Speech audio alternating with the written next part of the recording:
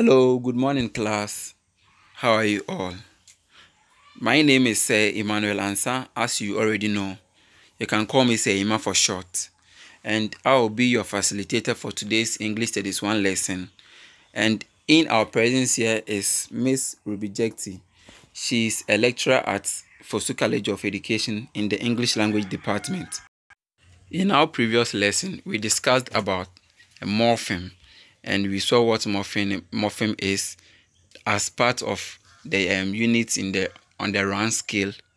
So today we are moving on to word, what a word is. So please pay attention so that we all contribute to this lesson. Now today's the topic for our discussion is word and its formation in English language. So by the end of this lesson, at least each student will be able to define what a word is, and two, know how words are formed in English language.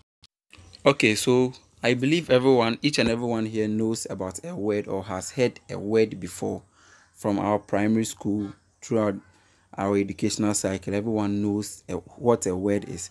So this morning, my task here is to brief you about what a word is. So now we are going to the definition of a word. Now we say a word is defined as a unit possessing a single meaning or conveying an idea, or a word is a single distinct meaningful element of speech or writings used with others to form sentences, usually the easiest unit to identify in a written language. So what we mean here is that when you take a sentence is made up of group of words. That is, when you take, let's say, Kofi is a boy, it is made up of group of words. That is, Kofi is a one word, is a one word, is a one word, boy is also a one word. So in this case, we say a word is a combination of letters, English letters or alphabet to make a word or to convey an idea. Yes. Okay, so we are moving on to examples of words. I believe each and everyone here knows what word is, so you can give me as many as examples you know. So example like a table. Table is a word. That is, it is a free morpheme. Remember what we said about free morpheme in our last conversations or discussion. So we said a free morpheme can stand on its own. That makes it a word. So when we take a table, for instance, when we say a table, it makes a mean or it conveys an idea. Okay, example of the second word is oranges. You see, when we say oranges, it all comes into our mind that it's a name of a fruit. So we say oranges has two morphemes, that is an orange plus s, where s is the bound morpheme. We learned about bound morphemes last week. The third word is wickedness. The wickedness is made up of two morphemes. That is a free morpheme and a bound morpheme. So here, the free morpheme is the wicked because it can stand on its own. And NESS attached to the wicked, making it wickedness. So in this case, a word has been produced due to the combination of a free and a bound morpheme. So from this example, it is evident that it is only a free morpheme that we can consider a word. Okay, so we are going to our next subtopic, that is how words are formed in English language, or the morphological processes in English language. Okay, so words are formed in English language through the processes below. 1. We have affixation. 2. Conversion. 3. Acronyms. 4. Compounding. 5. Blending. 6. Reduplication. 7. Clipping. Okay, so in the next slide, we are going to define or explain them one after the other. Okay, so stay tuned. Now, the first on the list is affixation. Now, when we say affixation is the process of adding a prefix or a suffix to a base word to change or maintain its word class. Okay, so in the definition of affixation, we made mention of two keywords, which are prefix and a suffix. So when we say a prefix, it is an affix or a morpheme that precedes a root word, or that is added before a root word. For example, incomplete, subconscious, polyclinic, etc. So when the prefix here is the IN before the complete, you can see that complete can stand on its own. So when we add IN before the complete, the IN is called a prefix. Now, a suffix. A suffix is an affix or a morpheme that are attached at the end of a base word.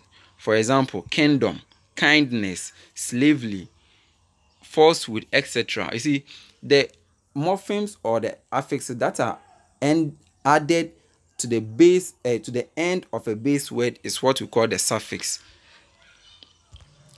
So a word like kingdom, you see, king can stand on its own and DOM attached to it, making it a new word. So I will urge you all to go and find words which are both prefixes and suffixes. In our next meeting, I will ask you before we proceed. Okay, now the next on the list is conversion. When we say conversion, it is the process of changing the word class of a base without any affixation. That is, the class of the word changes without any change in form. So in conversion, a word in isolation will mean a noun. But when you put it in a sentence, it can mean a verb or an adjective. Let's look at the example below. Example 1. He bought tables. So the tables in this context is a noun. Example 2. He tables the motion on the floor of parliament. So tables here is a verb. So it means the word class has been changed without any affixation. That is moving from noun to verb, noun to adjective, adjective to adverb, and so on and so forth. Let's look at this example 2. Kofi is the man of the house. The underlined word here is man. Man used in this sentence is a noun. Let's look at this example 2. The lady mans that company. So mans here also means the lady is the owner of the company. So mans in this context is a verb. So without any affixation, one word has been able to change its form from a noun to a verb. That is what we call conversion. I hope you are taking note of these petty things. Remember, we are talking about word formation in English language, how words are formed in English language. Now, the next on the list is acronyms. When we say acronyms, acronyms are words that are formed by putting together the initial letters of the words which make up the name. For example, when we say UTAG or UTAG, it means the full meaning of UTAG is University Teachers Association of Ghana. So this UTAG came about by we taking the initial letters of university, that is U, teachers, that is T, A in association, G in Ghana, to form UTAG. The second example is World Health Organization, that is WHO. NAT, that is Ghana National Association of Teachers. NTS, National Teacher Standard, and so on and so forth. You can give as many examples as you have, like FIFA, UNICEF, Ghana Education Service, GES. So these are how words are formed in English language. Okay, the next one is compounding or compounding, as in how you're going to pronounce it. So when you say compounding, it's a word formation process whereby two base words are put together to form one base word. That is when two words, two separate or individual words are put together to form one word. Okay, so let's look at the examples below.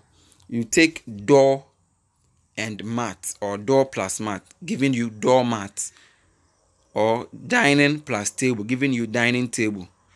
Mother plus in plus law, giving you mother-in-law. So you can see from this example that we've been able to produce new words by combining two base words together. The next on the list is blending. Blending, this is the process where two words merge into each other to form one word, with each losing part of it to form another word with their new meaning. Let me take it again.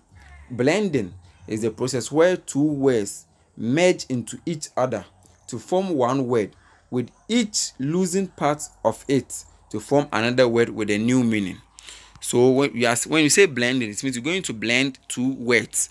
That is, you take, let's say, the first two letters of this word and the last three letters of this word two different words to produce a new word. So let's look at these examples. You can say a word like brunch.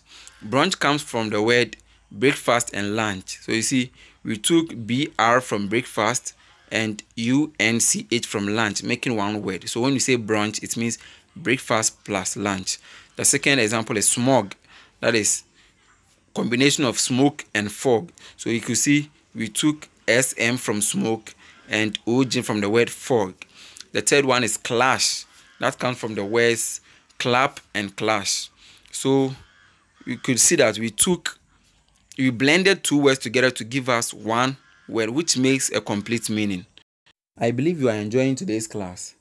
At this point, please, if you have any question, you can raise your hand or you can drop it in the comment box. We will read it and address your question for you, okay? Okay, now let's go to the next word formation process. That is reduplication. When we say reduplication, it is the process of repeating a base or partially repeating the base to form another word. That is, in reduplication, we're going to repeat a word or similar word to mean the same or to mean different to have different meanings. Okay, let's take the examples below. We have wishy-washy. You see, wishy and washy are more or less like similar, but we've been able to combine them to have a different meaning. Goody goody, hanky panky, bye bye, TikTok. So we've been able to reduplicate or repeat one word or similar word as to the first one to produce a new word. Okay, now let's go to the next on the list. That is clipping. When we say clipping, clipping simply refers to the shortening of a word, often to a single syllable. When you say clipping, it is the shortening of a word, often to a single syllable. That is, it is the subtraction of one or more syllable from a word to a single syllable. So when you say clipping, what it should come to your mind is shortening of words. So now let's look at these examples below. A word like laboratory, we've been able to clip the laboratory for us to get lab. So when we say lab, everyone on this earth or in this country will know that it is laboratory we are talking about. When we say television, we've been able to clip television to get tele, influenza, flu, airplane, plane, photograph, photo or something. So you see, it's not illegal though, but it's a word that we've been able to create in English language. So that is what clipping is all about. So we started from the word formation, we started from affixation, and we went to conversion. We also proceeded to acronyms. We got to compounding, blending, reduplication, and the last but not the least is clipping. So this brings us to the end of today's discussion. But before you go, please take your exercise. Now when you go home, under all the morphological processes, try and give words or sentences under each of them. I mean how these words are formed. So for instance, give examples of words that have prefixes and suffixes under affixation. Give examples of words that can be converted to word that can acronyms, examples of acronyms, examples of compound words, examples of blended words, examples of reduplicated words, and examples of clipped words. So next week I'm going to inspect it. Thank you. Stay safe.